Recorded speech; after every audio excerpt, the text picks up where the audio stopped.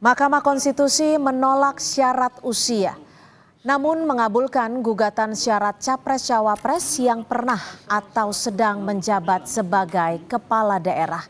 Kita sudah terhubung dengan jurnalis Kompas TV, sudah ada Niputu Trisnanda di markas tim pemenangan Ganjar Pranowo di Menteng, Jakarta Pusat.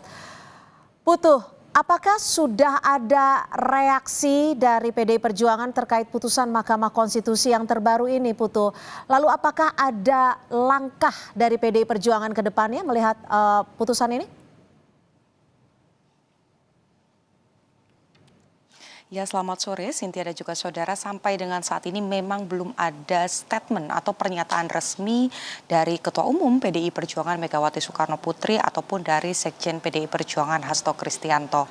Tetapi memang tadi sempat ada beberapa pesan yang disampaikan oleh Ketua Umum Megawati Soekarno Putri terkait dengan arahan untuk para kader agar tetap konsisten dan juga konsekuen sebagai kader partai dan tidak melirik partai lain atau pindah-pindah partai. Nah, lebih lengkapnya untuk mengetahui apakah ada strategi yang kemudian diubah, kemudian apa pernyataan dan sikap dari tim pemenangan Ganjar sendiri, sudah bersama kami juru bicara dari tim pemenangan Ganjar, Mas Ciko Hakim. Selamat sore, Mas. Selamat sore.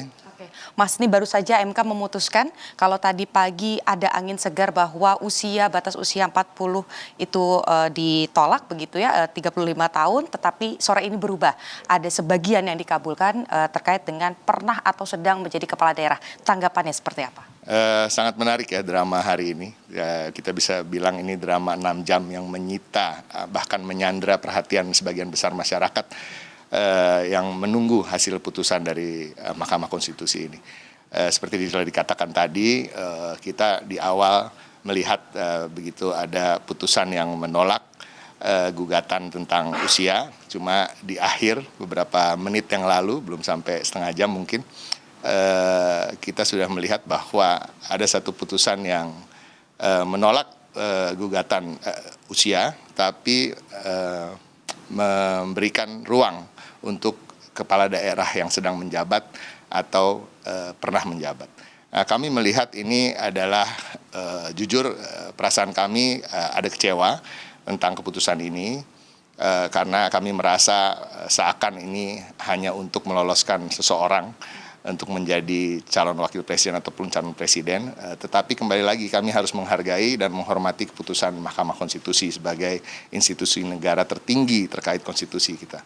Tapi kami juga melihat, menurut pandangan kami, putusan ini tidak serta-merta menjadi putusan hukum yang tetap, karena bagian dari hakim konstitusi atau Mahkamah Konstitusi adalah memutuskan untuk menolak atau menerima gugatan, sedangkan tidak otomatis menjadi undang-undang hasil dari putusan ini.